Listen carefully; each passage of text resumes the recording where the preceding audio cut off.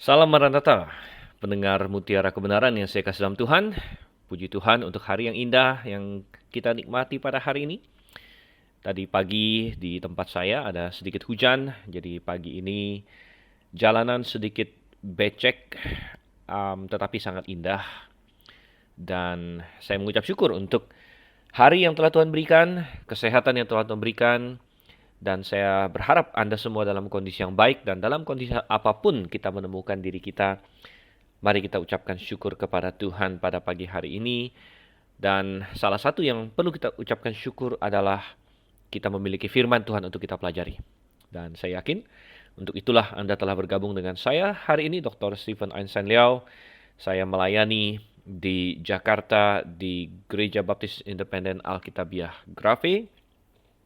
Dan saya akan membahas firman Tuhan dalam acara Mutiara Kebenaran ini. Hari ini kita sudah sampai di dalam 1 Samuel pasalnya yang ke-26. Dan kalau Anda siap untuk bergabung dengan saya, mari persiapkan Alkitab kita. Kalau Anda bisa membuka Alkitab bersama dengan saya, dan terutama mempersiapkan hati dan pikiran kita untuk membaca, merenungkan, dan menerapkan firman Tuhan di dalam kehidupan kita. Baik, dan tanpa berlama-lama lagi, kita akan segera membuka Alkitab kita. Kalau saya sudah terbuka di 1 Samuel 26, dan saya harap Anda juga membuka Alkitab Anda, dan kita akan berdoa terlebih dahulu. Pasal ini tidak terlalu panjang, ada 25 ayat. Pasal yang lalu, pasal 25, agak sedikit panjang dan kita overtime waktu itu ya, kita sedikit lebih. Saya yakin untuk pasal 26 ini kita tidak perlu overtime, karena acara Mutiara Kebenaran kita secara tradisional berlangsung 1 jam. Dan ini adalah karena waktu pertama Mutiara Kebenaran dirancang dan mulai direkam, itu kita siarkan terutama untuk suatu program radio. Karena waktu itu kita punya radio fisik. Jadi waktu itu kita Gereja Grafe, kita menjalankan pelayanan radio fisik, yaitu yang kita sebut radio berita klasik gitu. Dan program Mutiara Kebenaran waktu itu dirancang untuk program 1 jam. Jadi kenapa kita pilih 1 jam ya? Mungkin Anda berkata, kenapa 1 jam? Kenapa tidak setengah jam? Anda percepat saja. Atau kenapa nggak 2 jam dan sebagainya? Kita waktu itu 1 jam adalah untuk mengisi memang slot acara di radio. Nah, saat ini pelayanan radio fisik sudah tidak ada dan sudah beralih ke radio digital memang. Dan masyarakat secara umum juga sudah berubah ya. Jadi semakin sedikit orang yang mendengarkan radio, kebanyakan orang sudah beralih ke sosial media, mereka mendengarkan YouTube, mereka mendengarkan podcast di Spotify dan lain sebagainya. Jadi Mutiara Kebenaran akhirnya beralih dari yang tadinya khusus untuk radio menjadi sekarang untuk semua semua sosial media ini dan rekaman ini dan lain sebagainya. Tentu di radio berita klasik yang digital juga masih ada ya, selama radio itu nanti ada sampai kapanpun ya. Saya tidak tahu ke masa depan, karena rekaman ini akan terus disebarkan mungkin banyak tahun setelah mungkin setelah saya tiada juga, mungkin ini masih akan disebarkan kalau misalnya Tuhan Yesus tidak segera datang. Karena walaupun kita berharap Tuhan Yesus segera datang, namun kita menyerahkannya kepada kedaulatan Tuhan, gitu ya. Dia yang tahu terbaik. Dan oleh karena itu, sekali lagi kita akan masuk dalam 1 Samuel pasal 26. Mari kita berdoa terlebih dahulu sebelum kita mulai. Bapa di surga, Tuhan pencipta langit dan bumi, Tuhan yang mengasihi kami. Terima kasih untuk segala sesuatu Tuhan. Terima kasih untuk firman-Mu, dan terima kasih untuk hari ini, untuk kesehatan yang Kau sediakan bagi kami, untuk pendengaran kami, untuk semua yang kami nikmati. Dan kami saat ini ingin membuka firman-Mu, kami ingin bacanya, kami ingin belajar darinya. Engkau yang kiranya menolong kami. Kami berdoa Tuhan dalam nama Yesus Kristus. Amin. Oke, kita akan baca dulu. Ada beberapa ayat pertama, 4 ayat pertama dulu saya akan baca. Datanglah orang Zif kepada Saul di Gibea serta berkata, Daud menyembunyikan diri di bukit Hakila di padang belantara. Lalu berkemaslah Saul dan turun ke padang gurun Zif dengan 3.000 orang yang terpilih dari antara orang Israel untuk mencari Daud di padang gurun Zif. Berkemahlah Saul di bukit Hakila yang di tepi jalan di padang belantara, sedang Daud tinggal di padang gurun. Ketika diketahui Daud bahwa Saul datang mengikuti dia ke padang gurun, disuruhnyalah pengintai-pengintai, maka diketahuinyalah bahwa Saul benar-benar datang. Oke, jadi kembali kita menemukan suatu episode di mana Saul mengirim bersama dengan dirinya sendiri begitu banyak pasukan untuk mengejar Daud. Kita membaca ada 3.000 orang di sini yang terpilih dari orang Israel begitu ya, terpilih di sini pastinya nomor satu dipilih karena mereka hebat gitu. Nah, Saul tahu bahwa Daud adalah bukan prajurit kaleng-kalengan kalau istilah sekarang ya. Saya kurang tahu juga kapan istilah kaleng-kalengan ini muncul. Tapi belakangan agak sering muncul istilah bukan kaleng-kalengan ya, maksudnya bukan sesuatu yang bukan yang kualitasnya rendah begitu. Daud adalah seorang prajurit yang luar biasa dan orang-orang yang bersama dia dengan dia juga pasti adalah prajurit yang luar biasa, sehingga Saul juga adalah prajurit yang luar biasa sebenarnya. Dan Saul membawa 3.000 orang pilihan gitu. Nah, selain dipilih berdasarkan kemampuan mereka, saya yakin Saul juga memilih mereka berdasarkan kesetiaan mereka kepada Saul, karena tidak semua orang sedemikian antusias untuk menyerang Daud. Ya. Dan kita tahu sendiri, misalnya Yonatan. Saya yakin Saul tidak akan membawa Yonatan. Yonatan adalah sahabat terbaik Daud dan dia selalu berusaha untuk membela Daud. Dan kalau Yonatan dibawa, mungkin Yonatan akan terus membicarakan kebaikan Daud dan mencoba melemahkan semangat pasukan itu untuk tidak menangkap Daud begitu. Jadi saya yakin Saul tidak membawa misalnya Yonatan, padahal Yonatan adalah salah satu orang yang sangat hebat juga dalam kalau kita bicara mengenai skill dia dalam berperang, dan itu sudah kita lihat di perikop-perikop sebelumnya begitu. Jadi Saul memilih orang-orang yang dia anggap setia kepada dirinya, dan orang-orang yang mungkin dianggap hebat, dan 3.000 orang tentu banyak sekali yang dia bawa, apalagi mengingat bahwa dia mencari Daud yang hanya disertai sekitar 600 orang, saudara kasih Tuhan. Ya, namun memang Saul namanya menyerang itu selalu disadvantage ya. Kalau dalam peperangan kita selalu berkata bahwa orang yang bertahan itu memiliki keuntungan, dan seringkali orang yang menyerang itu harus membawa berkali-kali lipat jumlah pasukan. Kadang ada yang bilang 2 kali lipat, 3 kali lipat dan sebagainya. Saul di sini membawa 5 kali lipat, 3.000 orang.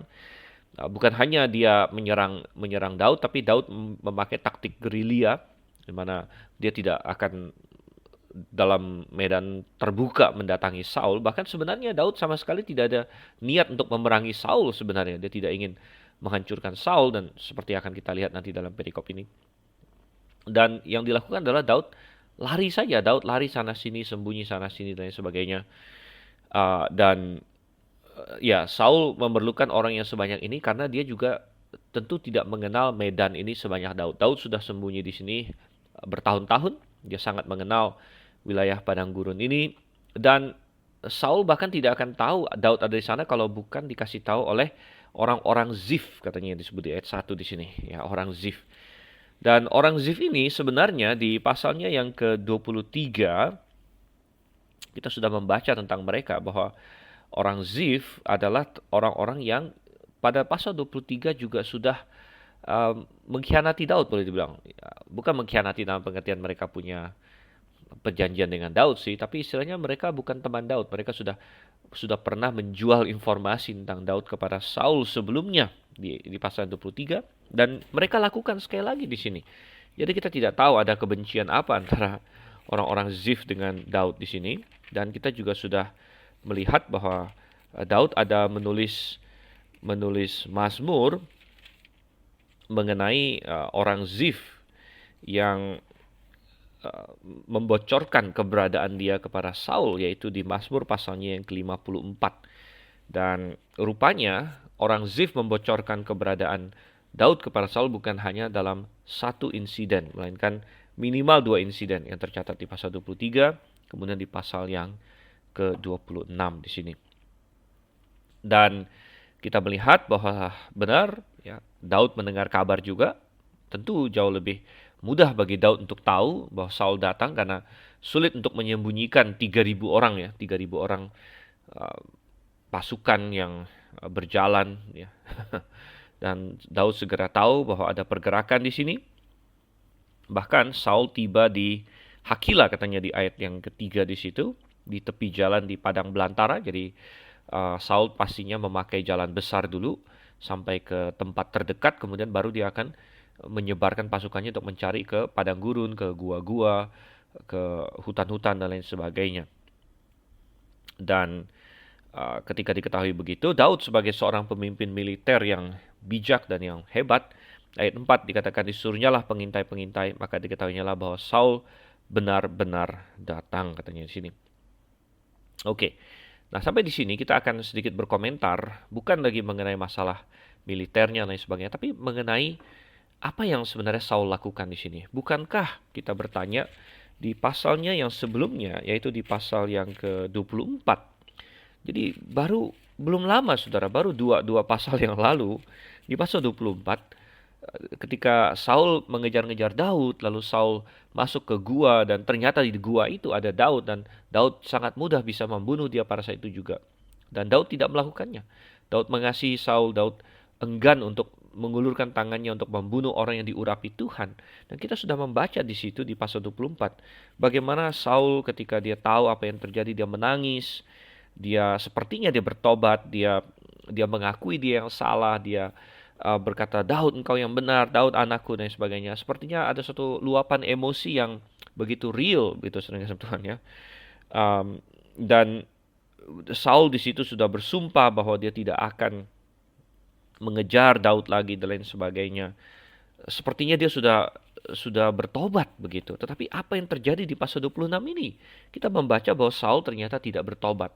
Ya, jadi kita harus membedakan antara emosi dengan pertobatan, saudara Tuhan. Seseorang bisa emosional, seseorang bisa tersentuh, seseorang bisa tahu bahwa dia salah bahkan, tetapi tidak benar-benar sampai bertobat, saudara Tuhan. Dan kita melihat itu pada diri Saul. Ini adalah contoh yang sangat perfect sekali, sangat baik sekali akan orang yang mengalami luapan emosi. Dia tahu dia salah, dia bahkan tahu Daud yang benar, dia sudah katakan aku tahu bahwa engkau akan menjadi raja dan lain sebagainya. Namun dia tidak benar-benar bertobat karena akhirnya muncul lagi dalam hatinya ketidakpuasan, muncul lagi dalam hatinya keiri hatian, dan muncul lagi niat untuk membunuh Daud, saudara kasih Tuhan. Jadi, wow, kita melihat di sini ya.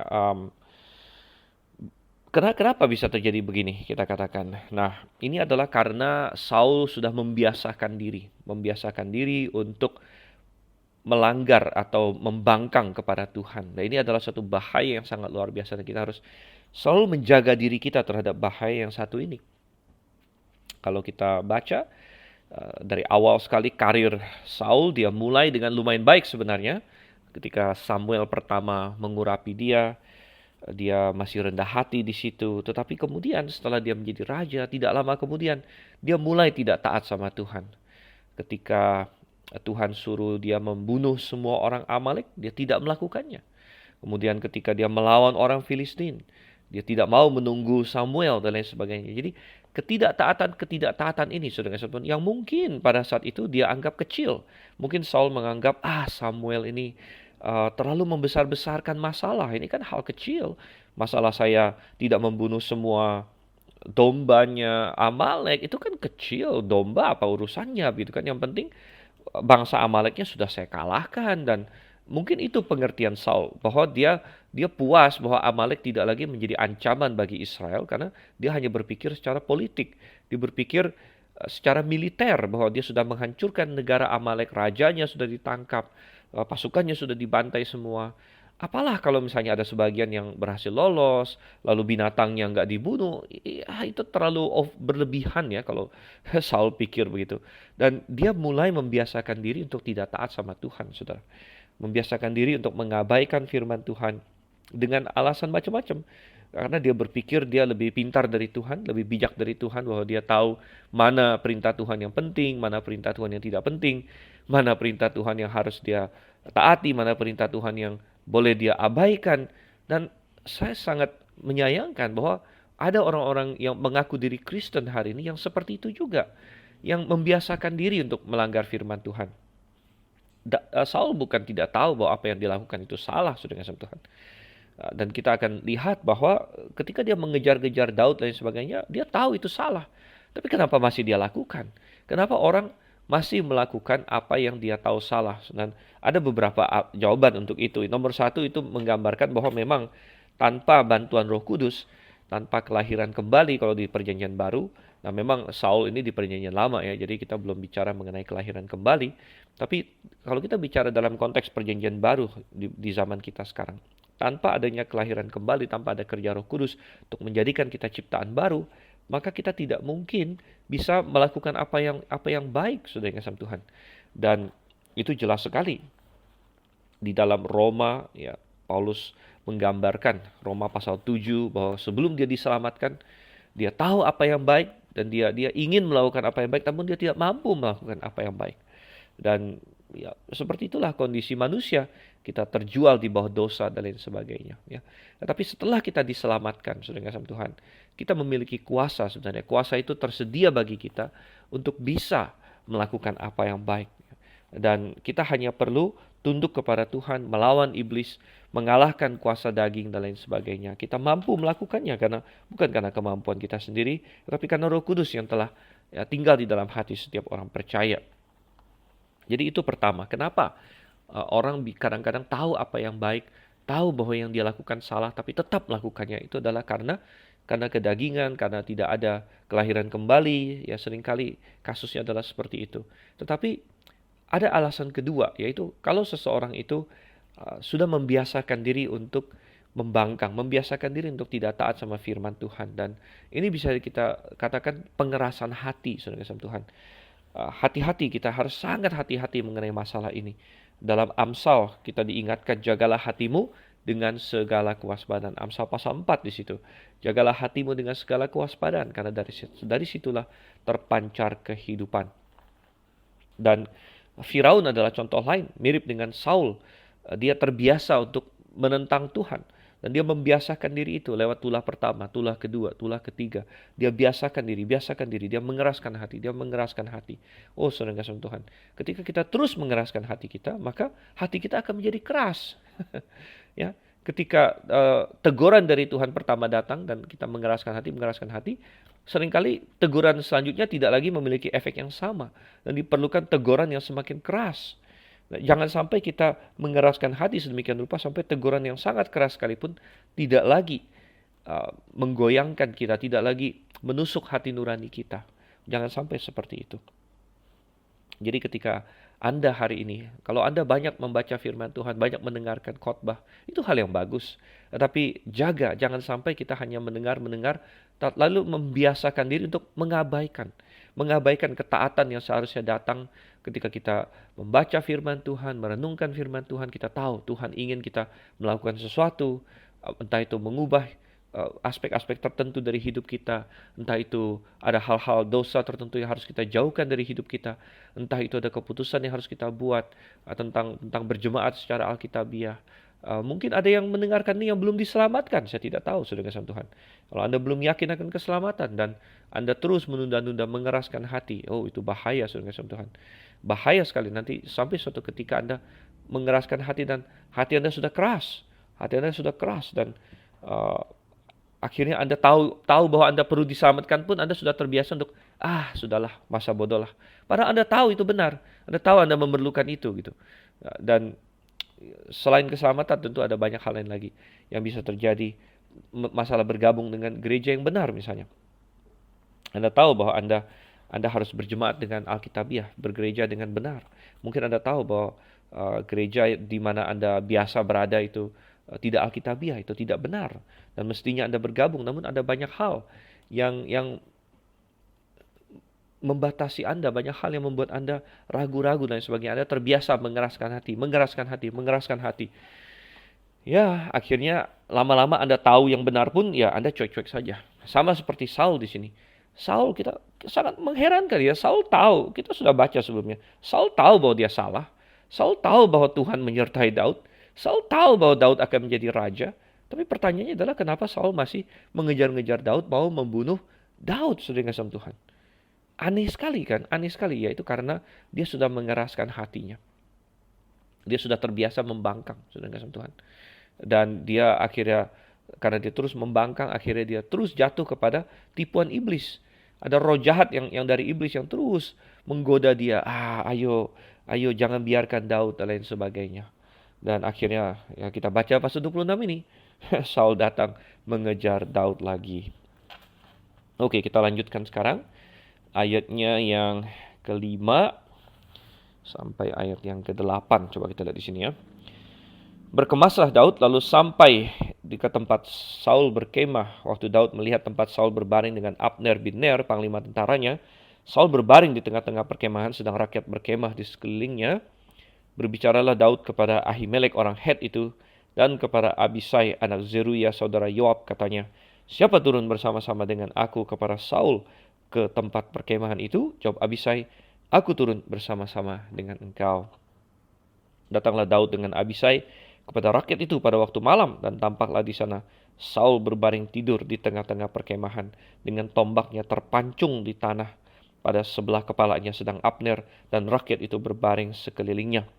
Lalu berkatalah Abisai kepada Daud, pada hari ini Allah telah menyerahkan musuhmu ke dalam tanganmu. Oleh sebab itu, izinkanlah kiranya aku menancap dia ke tanah. Dengan tombak ini, dengan satu tikaman saja, tidak usah dia ku tancap 2 kali. Oke, setelah Daud mengirim pengintai-pengintai, dia dapatkan bahwa benar Saul datang. Dan ketika Saul sudah lumayan dekat di wilayah situ, ingat bahwa Daud jauh lebih tahu medan pertempuran. Jadi kita bisa melihat kebodohan Saul sebenarnya. Dia benar-benar ditipu oleh roh jahat di sini. Maunya roh jahat adalah Saul pergi dan dimusnahkan oleh Daud. Ya, roh jahat sih tidak peduli. Roh jahat itu hanya menggunakan manusia-manusia sebagai pion-pion mereka. Dan roh jahat tidak mengasihi orang yang mereka pakai. Anda adalah orang bodoh kalau Anda berpikir Anda melayani setan misalnya. Anda melayani iblis, Anda melayani Lucifer, Anda melayani anak buahnya. Anda berpikir bahwa, wow, karena saya melayani iblis, iblis akan sayang sama saya. Anda bodoh sekali kalau Anda berpikir demikian. Karena iblis tidak sayang kepada manusia yang dia pergunakan. Iblis membenci manusia amat sangat. Dan ketika ada manusia yang melayani dia, ya kapanpun dia bisa menghancurkan mereka juga. Dan iblis di sini menghasut Saul tentunya, roh jahat ya, tentu tidak perlu usaha yang terlalu besar karena Saul sendiri punya hati yang memang sudah busuk karena iri hati. Tetapi kita melihat bagaimana Saul dia pergi ke wilayahnya Daud sekarang sebenarnya. Kalau di istilahnya di pasal 24 secara tidak sengaja, secara kebetulan boleh dikatakan Saul masuk ke guanya Daud di mana Daud sedang bersembunyi di situ dan Daud punya kesempatan untuk membunuh Saul. Tapi Anda bisa memperhatikan dalam perikop yang satu ini, Saul pergi ke padang gurun. Ini adalah tempat di mana Daud sudah sembunyi selama bertahun-tahun. Kita tidak tahu persis berapa lama. Dia sangat tahu medannya, dia tahu mungkin segala seluk-beluk, segala ceruk, segala gua, segala lembah dan semua wilayahnya Daud tahu, sedangkan Saul tidak begitu tahu sebenarnya wilayah ini. Sehingga Daud bisa memperkirakan, Daud bisa datang, dia bisa mengintai Saul dari jauh, dia bisa lihat perkemahan mereka dan sebagainya tanpa Saul tahu sedikit pun. Ya, jadi sebenarnya maunya iblis adalah Saul mati dibunuh di sini juga begitu oleh Daud. Dengan demikian dia akan menyingkirkan Saul sekaligus akan merusak Daud. Ya. Dan kita akan lihat apa yang terjadi. Dan akhirnya Daud melihat, oh ternyata Saul ada di situ dan Saul membawa Abner. Abner ini adalah panglima tentaranya. Ini pasti adalah seorang prajurit yang luar biasa hebat juga sehingga bisa diangkat menjadi panglima tentara di situ. Dan mungkin mereka datang pada waktu sore sehingga mereka melihat bahwa ketika malam tiba pasukan berkemah di situ dan Saul berbaring di tengah-tengah perkemahan. Ini adalah posisi yang paling aman bagi Saul secara manusiawi karena dia dikelilingi oleh pasukan. Jadi kalau ada orang yang datang mau menyerang, ya pasti pasukannya akan sigap terlebih dahulu. Dan saya yakin mereka ada taruh giliran jaga malam dan lain sebagainya. Ya, tetapi Daud juga bukan, tadi kita sebut dia bukan prajurit biasa ya, dia adalah, kalau zaman sekarang ini pasukan elit ya. Dan orang-orang yang bersama dia adalah pasukan elit semuanya, bahkan lebih dari Kopassus, kasih Tuhan. Dan rupanya ada dua orang yang bersama dengan Daud. Jadi mereka tiga orang mengintai, yaitu yang satu namanya Ahimelek, orang Het. Het itu adalah salah satu suku di Kanaan sebenarnya. Tetapi rupanya ada beberapa orang Het yang masuk Israel, saudara kasih Tuhan. Sama seperti Doeg orang Edom masuk Israel tapi menjadi anak buahnya Saul. Ada Ahimelek di sini, orang Het, ya. Dan nanti ada orang Het lain yang terkenal juga, yaitu Uria. Nah, Uria. Jadi rupanya ada beberapa orang Het yang akhirnya mengikuti Daud di sini. Mereka masuk, mereka menjadi orang Israel, mereka diperkenalkan kepada Allah yang benar. Dan sekali lagi ini membantah serangan orang yang sering berkata bahwa Tuhan adalah Tuhan yang membenci dan menyuruh orang Israel menggenosidakan semua orang Kanaan. Tidak, sama sekali tidak. Ya. Serangan Israel kepada Kanaan adalah suatu bentuk hukuman Tuhan kepada bangsa itu. Dan Tuhan memang menyuruh Israel menumpas semuanya. Tetapi mereka punya pilihan sebenarnya. Mereka punya pilihan bangsa-bangsa itu. Karena program ini bukan untuk membunuh semua mereka. Ya, program ini nomor satu untuk menghukum kejahatan mereka. Tapi mereka punya pilihan, nomor satu mereka punya pilihan untuk bertobat sebenarnya. Dan kalau mereka bertobat dan mau masuk ke Israel dan menjadi penyembah Allah yang benar, maka mereka akan diterima. Contohnya adalah Rahab yang akan diterima. Kemudian orang-orang seperti ini, yaitu misalnya Ahimelek orang Het, ya, Doeg orang Edom, ya, walaupun saya agak ragu tentang pertobatan dia. Tapi belakangan kita akan baca bahwa Daud punya pasukan elit-elit yang berasal dari orang-orang seperti ini, seperti Uria juga, Uria yang akhirnya menjadi suaminya Batsheba dan lain sebagainya di situ. Oke, jadi ada Ahimelek, kemudian ada Abisai anak Zeruiah, saudara Yoab di sini. Yoab belakangan akan menjadi panglima pasukan Daud. Abisai adalah adiknya dan mereka ini adalah sepupu dengan Daud rupanya. Ya, nanti belakangan kita akan lihat kalau di silsilahnya Yoab dan Abisai, dan mereka punya satu lagi adik namanya Asael. Mereka ini adalah sepupunya Daud dan kita bisa membayangkan bahwa mereka pasti diincar oleh Saul. Semua keluarga yang ada hubungan dengan Daud pasti diincar. Makanya ayah ibunya sudah dia pindahkan ke Moab dan sepupu-sepupunya bergabung dengan dia di sini. Dan belakangan kita akan tahu bahwa Abisai adalah salah seorang pasukan elit Daud juga. Nanti di 2 Samuel dan di Tawarik sebenarnya ada daftar pasukan Daud yang elit-elit semuanya. Ada 3 pemimpin, kemudian ada 30 yang hebat dan lain sebagainya. Dan Abisai termasuk ke dalam pasukan elit di situ. Sehingga ketika Daud bertanya, oke, saya perlu 1 orang, ya, karena tidak mau terlalu banyak juga, karena mereka perlu ini ya, stealth tapi itu bahasa Indonesianya. Mereka perlu mengendap-endap begitu untuk datang ke situ. Abisai berkata, oke, aku turun. Nah, ini memperlihatkan keberanian dia, dan Daud juga sangat berani, luar biasa ya saudara Tuhan. Bayangkan Daud ini orang yang paling dicari-cari oleh Saul dan dia punya 600 bawahan. Sebenarnya dia bisa kirim salah satu bawahan dia saja, tetapi Daud tidak mau. Ya, nomor satu dia sendiri dia mau memastikan bahwa anak buahnya tidak berbuat lebih dari yang seharusnya. Dan dia sendiri ingin tahu, saudara Tuhan. Dan Daud sendiri adalah seorang pasukan elit yang luar biasa. Sehingga kita baca, Daud dan Abisai malam-malam datang. Ya. Dan dengan suatu cara mereka menghindar dari yang jaga malam dan lain sebagainya. Dan belakangan kita akan lihat ada bantuan Tuhan juga di situ. Lalu mereka sampai kepada Saul di tengah-tengah perkemahan. Mereka sampai ke pertengahan perkemahan, mereka ketemu dengan Saul di situ. Wow, luar biasa sekali. Saul sedang tidur, ya.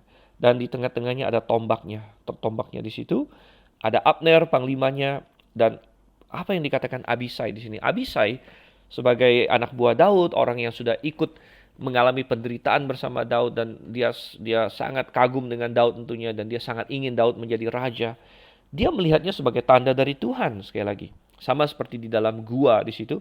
Inilah tanda dari Tuhan bahwa kamu harus membunuh Saul sekarang. Tuhan sudah berikan kesempatan yang luar biasa. Dan di ayat 8, Abisai berkata, pada hari ini Allah telah menyerahkan musuhmu ke dalam tanganmu. Dan bahkan Abisai memberikan suatu jalan keluar bagi Daud untuk memudahkan dia. Daud, tidak perlu kamu yang turun tangan gitu kan. Mungkin Abisai ngerti lah bahwa Daud tentu enggan untuk membunuh Saul, karena nomor satu, Saul itu bapak mertuanya sendiri loh. Jadi masih keluarga sendiri. Kalau Daud sampai membunuh Saul, berarti dia membunuh mertuanya sendiri. Dan ya, saya yakin Daud adalah dia masih mencintai Mikal juga, saudara kasih Tuhan. Walaupun Mikal sudah diambil, direbut oleh Saul dari dia, dinikahkan kepada orang lain. Tetapi Mikal adalah cinta pertama Daud. Dia adalah istri dia yang paling pertama di situ. Dan sebenarnya secara manusiawi Daud mengasihi Saul, saudara. Dan Daud juga adalah bapak dari sahabat terbaiknya, yaitu Yonatan, saudara kasih Tuhan. Bukan hanya bapak dari istrinya, bapak dari sahabat terbaiknya Yonatan. Jadi bagi Daud untuk membunuh Saul, nggak usah kita ngomong masalah rohani dan lain sebagainya yang nanti akan dipaparkan oleh Daud. Tapi dari sisi kemanusiaan saja, mungkin terasa berat begitu. Tetapi Abisai di sini memberikan suatu jalan keluar kepada Daud. Daud, nggak usah kamu, aku saja. Jadi dia memberikan jalan keluar kepada Daud. Nanti Daud bisa berkata, oh saya tidak membunuh Saul kok. Saya tidak membunuh Saul. Ya, bahwa anak buahnya yang membunuh Saul, ya itu kan dalam peperangan, ya oke-oke saja lah misalnya. Misalnya kalau Daud ingin punya alasan, ingin berkelit begitu kan. Bahkan Abisai juga berkata begini, satu tikaman saja, aku ambil tombak ini, aku tikam dia, satu tikaman saja, tidak perlu kutancap 2 kali. Ini berarti bahwa ya sebagai seorang prajurit elit ya, maksudnya dia tidak akan membuat Saul menderita begitu. Jadi seringkali ketika seseorang dijatuhi hukuman mati, seberapa cepat dia mati itu kan sebenarnya semakin cepat dia mati semakin baik untuk dia, bagi orang yang sudah dijatuhi hukuman mati. Dan saya sering membaca sejarah baptis.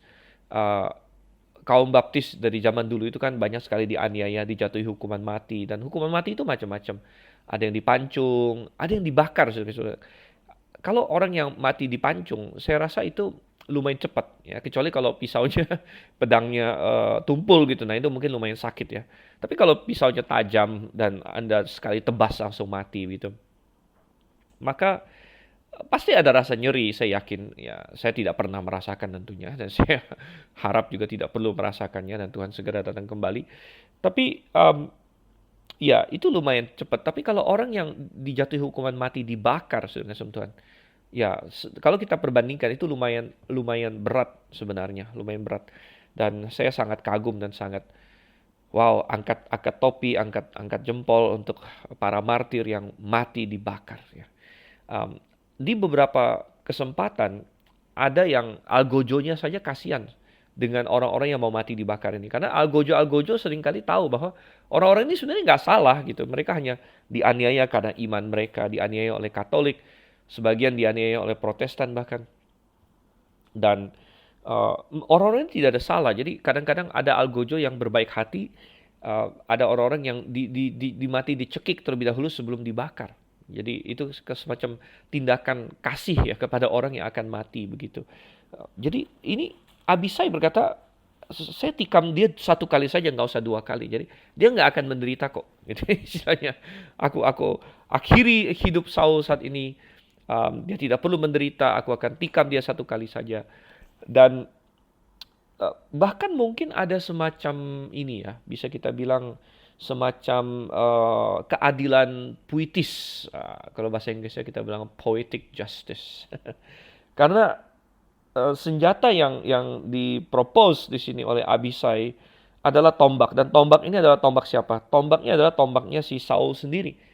Kenapa saya katakan ini keadilan yang puitis? Karena tombak inilah yang sudah berkali-kali dipakai oleh Saul untuk mencoba membunuh Daud. Anda bisa bayangkan, waktu banyak tahun yang lalu atau beberapa pasal yang lalu, Daud masih main kecapi di hadapan Saul. Berkali-kali Saul angkat tombak, lempar kepada Daud untuk mencoba membunuh dia.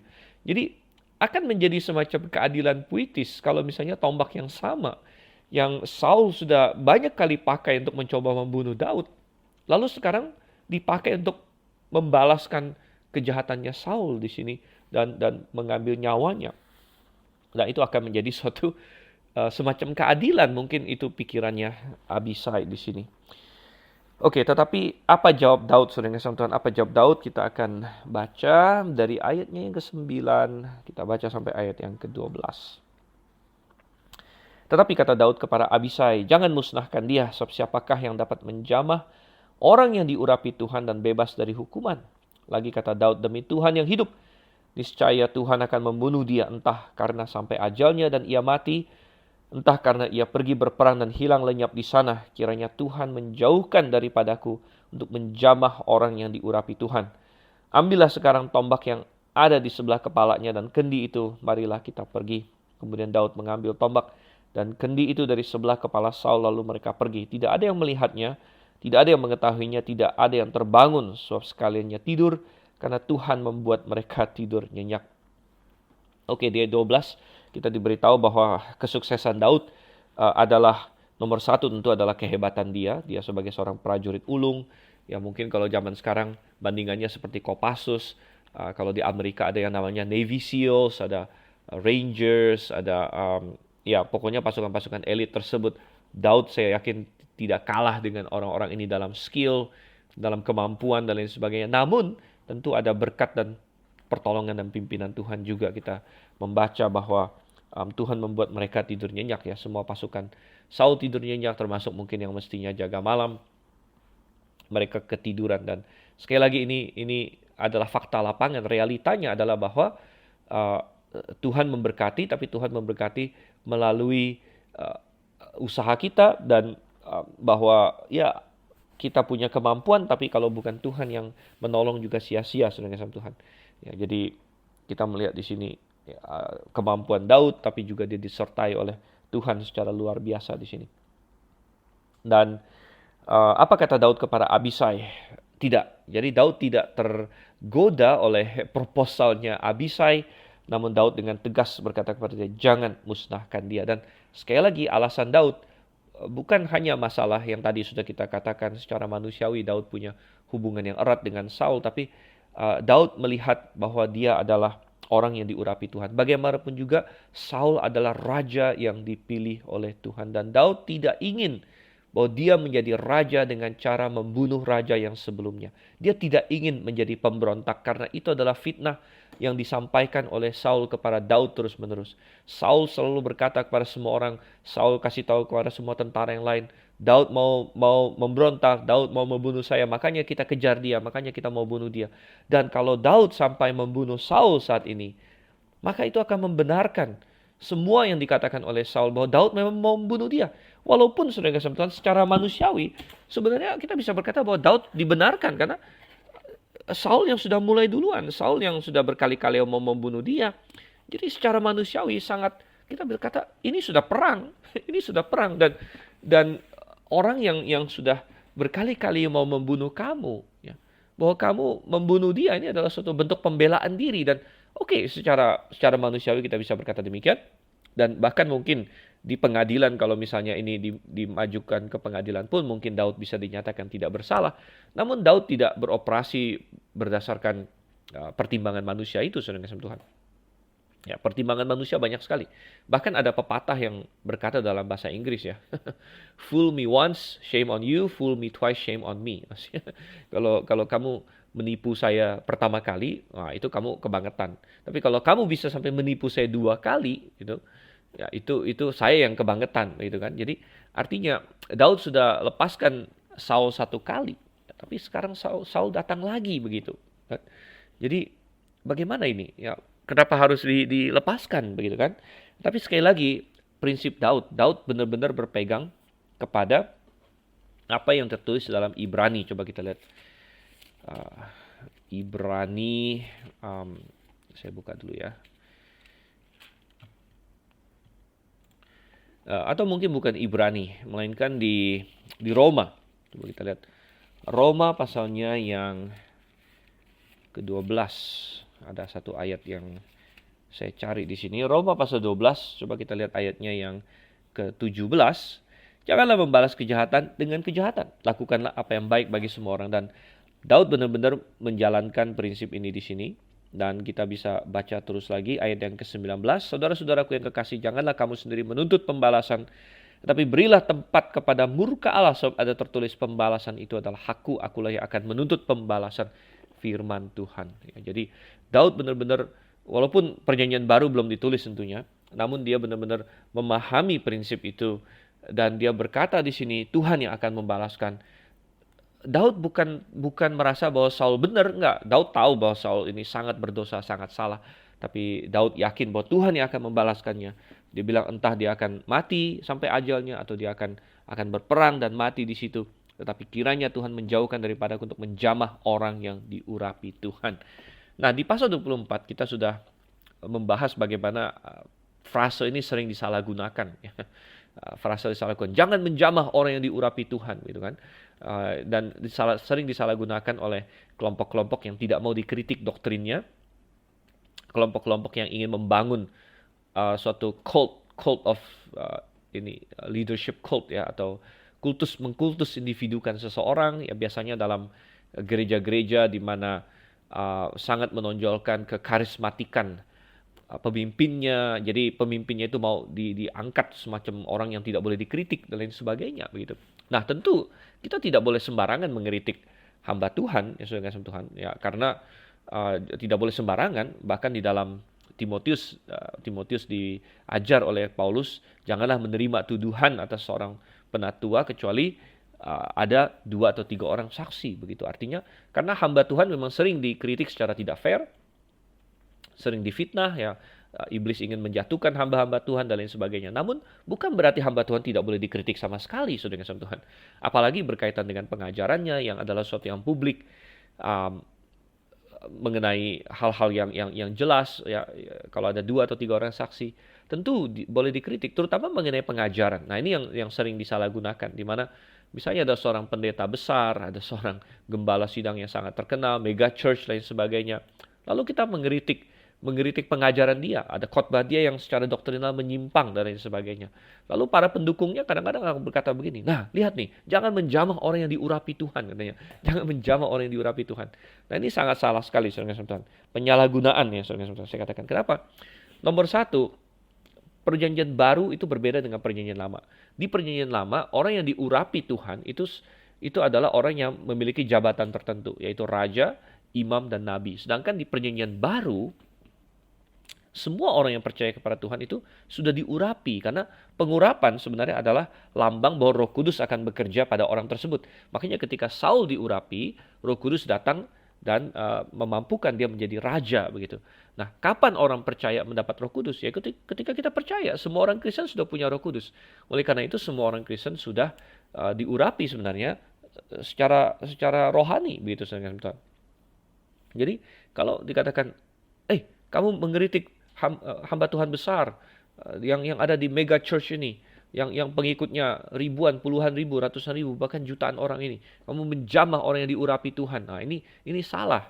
Ini salah karena semua orang percaya diurapi Tuhan, nomor 1, gitu kan. Dan nomor 2, mengekspos kesalahan doktrinal itu bukan seperti Daud mau membunuh Saul gitu. Ketika Daud berkata, aku tidak mau menjamah orang yang diurapi Tuhan, maksudnya dia tidak mau membunuh Saul. Itu konteksnya. Bukan masalah kita tidak boleh menyatakan misalnya, pengajaran kamu salah, menyimpang dari Alkitab. Itu harus bahkan ya. Kita harus menyatakan kesalahan supaya orang tersebut bisa bertobat gitu. Ya, Daud sering, bahkan nanti di pasal ini juga kita akan baca bagaimana dia mengkonfrontir Saul tentang kesalahan dia. Ya, jadi itu harus sangat kita pahami di sini. Oke. Akhirnya Daud tidak membunuh Saul, dia tidak mengizinkan anak buahnya membunuh Saul. Jadi kalau kita sudah tahu sesuatu itu salah, jangan juga kita tertipu oleh iblis dan tergoda untuk melakukan yang salah itu dengan cara-cara lain gitu. Dengan segala alasan yang tadi mungkin Abisai berikan kepada Daud ya. Yaudah Daud, nggak usah, kamu saya aja gitu kan. Tapi Daud tahu ya sama juga sih gitu. Sebenarnya sama aja. Kalau dia mengizinkan Abisai anak buah dia, berarti sama saja dia setuju dengan hal tersebut dan dia mengizinkannya. Jadi Daud tidak tertipu akan hal seperti itu, dan dia bilang sama Abisai, tidak, ambil saja tombaknya, ambil saja kendinya. Oke, selanjutnya kita akan baca ayat 13 sampai ayat yang ke-16. Setelah Daud sampai ke seberang, berdirilah ia jauh-jauh di puncak gunung, sehingga ada jarak yang besar antara mereka. Dan berserulah Daud kepada tentara itu dan kepada Abner bin Ner, katanya, tidakkah engkau menjawab, Abner? Maka jawab Abner, katanya, siapakah engkau ini yang berseru-seru kepada raja? Kemudian berkatalah Daud kepada Abner, Apakah engkau ini bukan laki-laki? Siapakah yang seperti engkau di antara orang Israel? Mengapa engkau tidak mengawal Tuanmu raja? Sebab ada seorang dari rakyat yang datang untuk memusnahkan raja Tuanmu itu. Tidak baik hal yang kau perbuat itu. Demi Tuhan yang hidup, kamu ini harus mati. Karena kamu tidak mengawal Tuanmu, orang yang diurapi Tuhan itu. Sekarang, lihatlah di mana tombak raja dan kendi yang ada di sebelah kepalanya. Oke, jadi mereka pergi ke tempat lain, katanya ke seberang. Jadi mereka pergi ke kayak semacam bukit di sebelahnya lagi di situ, supaya tidak bisa langsung ditangkap oleh Saul, tapi masih bisa bercakap-cakap dengan dia di situ. Dan pada pagi harinya Daud berseru-seru, dan dia berseru kepada Abner terlebih dahulu di sini ya. Abner adalah panglima dan dialah yang bertanggung jawab untuk mengurus semua pasukan di situ. Dan Daud di sini sedikit menggunakan sarkasme untuk menyinggung Abner di sini. Abner, Abner katanya kan, bukankah kamu ini panglima? Kamu kan hebat sekali Abner. Tapi kamu berdosa loh, kamu berdosa besar. Dan memang benar. Ingat, tadi kita baca di ayat 12 bahwa semua penjaga ketiduran. Dan walaupun itu adalah dari Tuhan, namun secara tanggung jawab manusia, ya mereka bersalah gitu. Dan ini adalah negligence ya dalam bahasa Inggris, atau apa dalam bahasa Indonesia-nya? Kelalaian tugas yang luar biasa. Yang sebenarnya kalau Daud sedikit saja tergoda akan berakibat matinya raja mereka. Jadi ini adalah kesalahan yang sangat besar sebenarnya. Karena mereka ketiduran semuanya, termasuk Abner. Raja mereka mestinya mati tadi malam, mestinya mati, saudara yang kasih Tuhan. Kalau Abisai, misalnya Daud nggak turun, Abisai dan Ahimelek saja yang turun, sudah mati Saul gitu, sudah mati Saul. Dan ya Daud dengan sedikit sarkasme tapi juga serius gitu, menyinggung Abner, sekaligus ingin menggarisbawahi bahwa, hey Abner, sebenarnya saya Daud lebih peduli kepada nyawanya Saul dan lebih melindungi nyawa Saul daripada kamu gitu. Jadi dalam episode tadi malam, Abner yang mestinya melindungi raja yang adalah orang yang paling dipercaya oleh Saul, tidak lebih peduli kepada nyawanya Saul dibandingkan Daud, orang yang dicari-cari oleh Saul untuk dibunuh oleh Saul. Bayangkan saudara kasih Tuhan. Daud musuhnya Saul lebih mempedulikan dan lebih melindungi nyawanya Saul daripada Abner pasukannya sendiri. Jadi dengan sarkasme seperti ini, Daud berseru kepada mereka di situ, dan Daud membuktikannya dengan bertanya kepada mereka, lihat mana tombak raja dan kendinya. Ya, dan mungkin mereka memang bingung, pagi-pagi cari sana sini di mana itu barang itu. Oke, kita baca lagi dari ayat 17 sampai ayat yang ke-20 di sini. Saul mengenal suara Daud, lalu ia berkata, suaramukah itu anakku Daud? Jawab Daud, suaraku tuanku raja. Lalu berkatalah ia, mengapa pula tuanku mengejar hambanya ini? Apa yang telah kuperbuat? Apakah kejahatan yang melekat pada tanganku? Oleh sebab itu kiranya tuanku raja mendengarkan perkataan hambanya ini. Jika Tuhan yang membujuk engkau melawan aku, maka biarlah ia mencium bau korban persembahan. Tapi jika itu anak-anak manusia, terkutuklah mereka di hadapan Tuhan, karena mereka sekarang mengusir aku, sehingga aku tidak mendapat bagian daripada milik Tuhan. Dengan berkata, pergilah beribadalah kepada Allah lain. Sebab itu janganlah kiranya darahku tertumpah ke tanah jauh dari hadapan Tuhan. Sebab Raja Israel keluar untuk mencabut nyawaku seperti orang memburu seekor ayam hutan di gunung-gunung. Ya, suara Daud rupanya tidak asing bagi telinga Saul dan segera dikenali.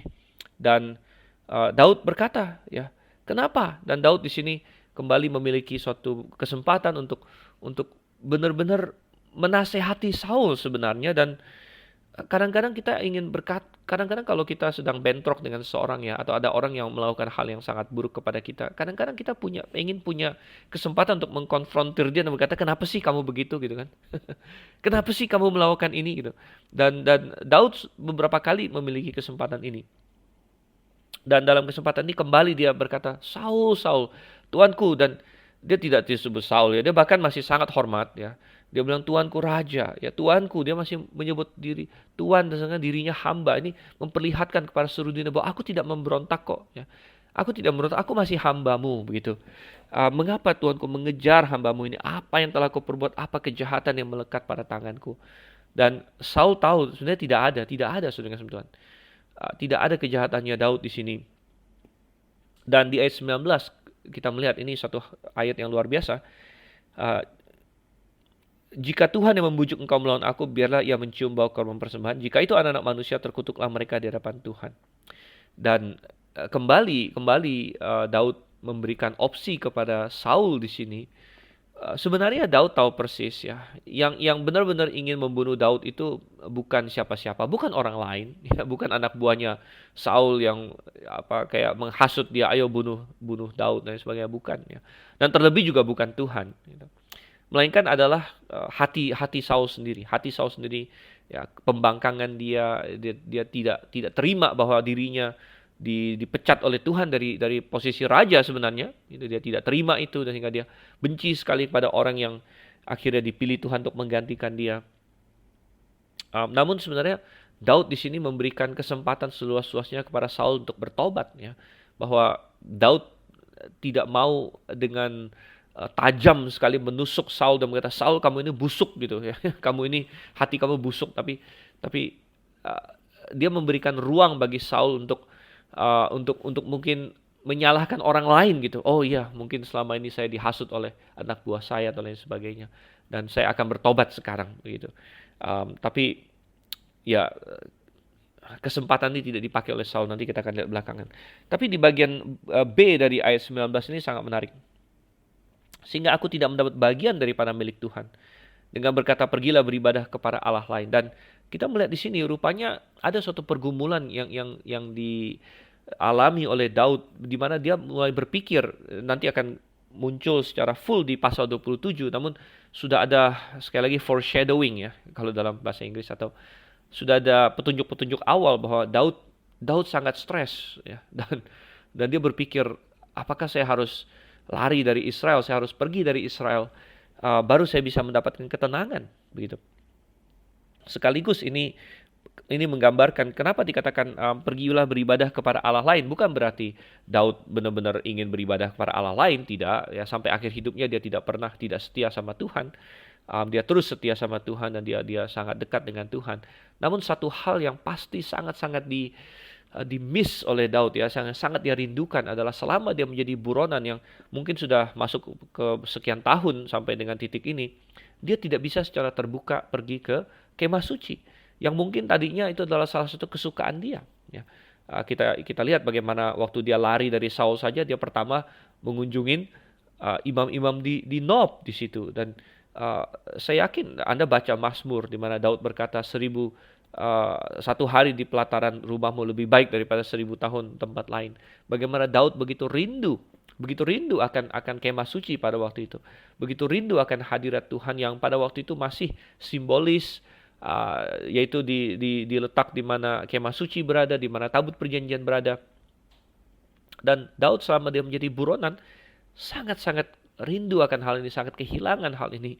Sehingga itu yang dia katakan, bahwa gara-gara Saul kejar-kejar dia ini, ya, seolah-olah gitu kan, mengusir dia dan tidak membiarkan dia menyembah Tuhan dengan benar gitu. Tidak membiarkan dia untuk mendapatkan milik pada Tuhan, sudah kasih Tuhan. Dan ini menggambarkan hati dia yang begitu rindu akan Tuhan. Bahkan selama dia menjadi buronan, dia tidak pahit kepada Tuhan, dia tidak menyalahkan Tuhan. Dia malah rindu sekali akan hadirat Tuhan pada waktu itu. Dan kita bisa bertanya, apakah kita memiliki hati yang sama sudah kasih Tuhan? Saya sering mendapatkan bahwa memang berbeda. Saya tidak katakan sama persis. Kita di perjanjian baru sekarang, kita tidak ada lagi namanya bait suci ya. Kita tidak ada lagi tabut perjanjian. Namun saudara kasih Tuhan, bagi orang yang mengasihi Tuhan, kita pasti punya hati yang sama. Kita mengasihi Tuhan. Dan kita mengasihi Tuhan, kita pasti mengasihi misalnya jemaat Tuhan. Ya. Saya katakan bahwa tidak ada orang Kristen yang alkitabiah, yang bertumbuh, yang rohani baik, saudara kasih Tuhan, yang tidak berjemaat sama sekali. Gitu. Tidak bisa. Tuhan ingin kita berjemaat. Ya, kecuali Anda dikurung di penjara, ya oke lah, itu memang kehendak Tuhan. Anda dalam penganiayaan dan lain sebagainya. Tetapi bagi kita yang hidup di zaman modern sekarang, di mana kita bisa bebas berjemaat. Tapi kalau Anda tidak berjemaat, saudara kasih Tuhan, berjemaat secara alkitabiah di jemaat yang sungguh-sungguh sesuai dengan firman Tuhan, ya Anda tidak bisa bertumbuh, dan kerohanian Anda pasti akan mandek. Ya. Dan Oleh karena itu orang yang alkitabiah, yang mengasihi Tuhan pasti rindu akan berjemaat. Ya, tapi saya banyak meragukan ya, banyak orang yang mengaku diri Kristen tidak seperti itu. Ya, tidak seperti itu, tidak usah jauh-jauh. Kita lihat dalam kasus COVID atau pandemi. Yang saya merekam ini kebetulan 2022. 2022 sudah ini ya, pertengahan bahkan sudah masuk paruh kedua bahkan dari 2022. Dan di Indonesia sendiri COVID ya kayak yoyo lah ya, naik turun segala macam. Tapi ya kalau saya pribadi saya sudah anggap itu sudah biasa sih. Saya sudah tidak anggap terlalu spesial lagi. Ya, orang masih bilang ini pandemi dan sebagainya. Saya berkata bahwa dalam hati saya tentunya ya bahwa ya namanya virus itu dari dulu sampai sekarang ada, kita tidak perlu takut lagi. Namun saudara yang kasih Tuhan, kita kilas balik ke tahun 2020 waktu pandemi pertama kali muncul dan sebagainya. Sempat ada seruan kan, semua ditutup ya, untuk 1-2 bulan, saya lupa ya, sekitar bulan April atau bulan Mei atau begitu, di mana Indonesia semua tutup gitu. Semua harus ditutup pada waktu itu. Dan gereja-gereja juga ya kita beralih ke online dan sebagainya. Namun saya selalu berkata bahwa gereja itu tidak bisa online. Ya, gereja tidak bisa online. Gereja online itu bukan gereja. Gereja online bukan gereja. Dan ya boleh nggak ini misalnya kita ketemunya lewat Zoom atau lewat apa kayak Google Meet atau apa YouTube atau lain sebagainya. Untuk waktu yang terbatas, ya kalau ada suatu kegentingan, ya atau lagi ada penganiayaan atau lagi ada apa begitu, kadang-kadang terpaksa, ya. Tapi hati orang percaya adalah hati yang rindu untuk apa?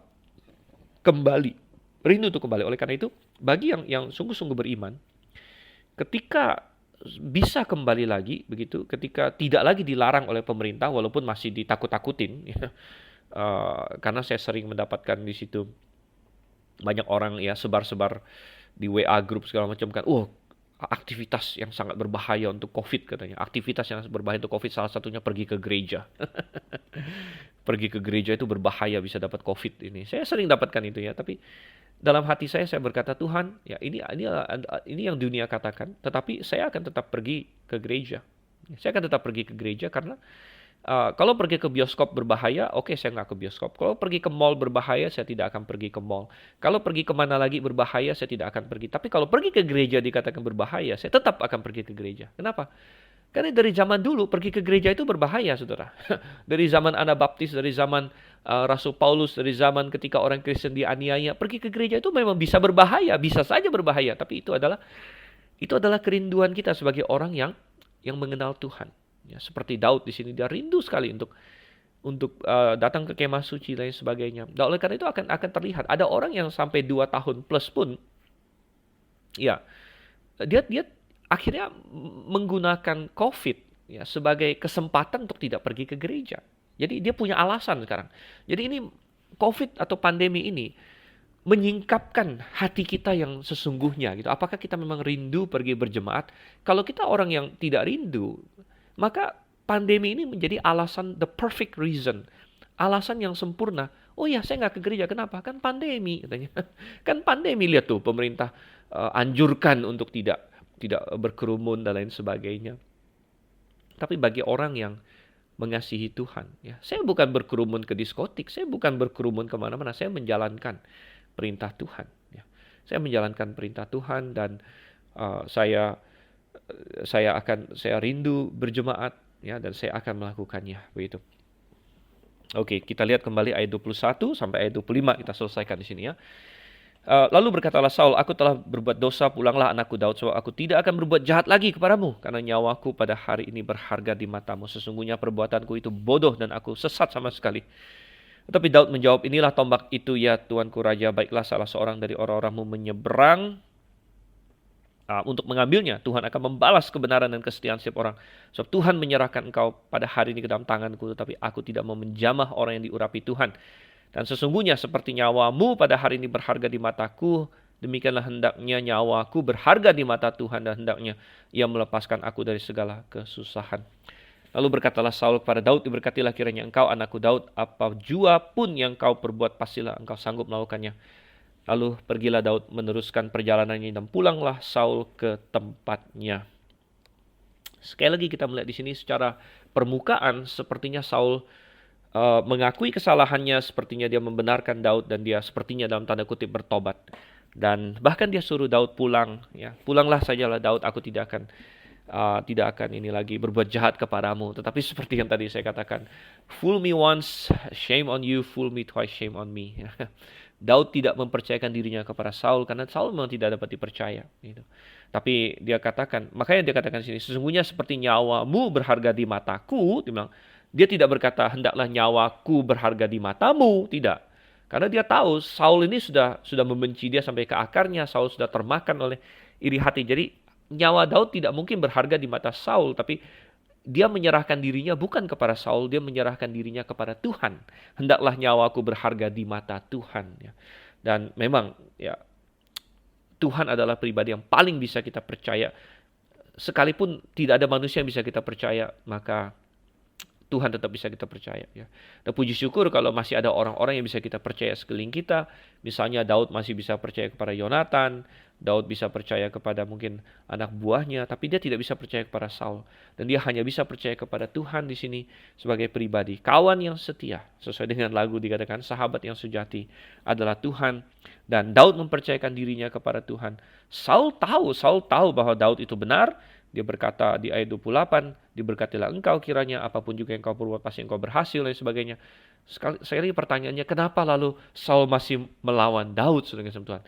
Dan itu kembali ke pertanyaan yang sudah kita bahas di awal. Satu, karena Saul tidak lagi disertai oleh roh Tuhan. Ya, kalau di zaman sekarang, di zaman PB, seperti orang yang belum lahir baru. Dia tahu yang benar pun dia tidak bisa melakukannya. Dua, karena dia sudah terbiasa membangkang kepada Tuhan, dia membiasakan diri untuk melawan Tuhan. Dan juga karena dia tidak melawan pengaruh roh jahat yang terus mengobarkan api kecemburuan, api iri hati dalam hati. Dia tidak menyetop itu. Sehingga sekalipun dia sepertinya bertobat, tapi itu hanya sebentar saja. Dan dia terus akan menggumulkan hal ini. Oke, baik. Demikianlah pelajaran firman Tuhan kita pada hari ini. Oh, ternyata kita lewat sedikit juga dari 1 jam. Saya pikir kita tidak akan lewat, namun kita hanya lewat sedikit saja. Dan kita akan bertemu kembali dalam sesi selanjutnya. Sampai berjumpa. Saya Dr. Sifan Sanliao. Maranatha, tetap setia dengan Tuhan.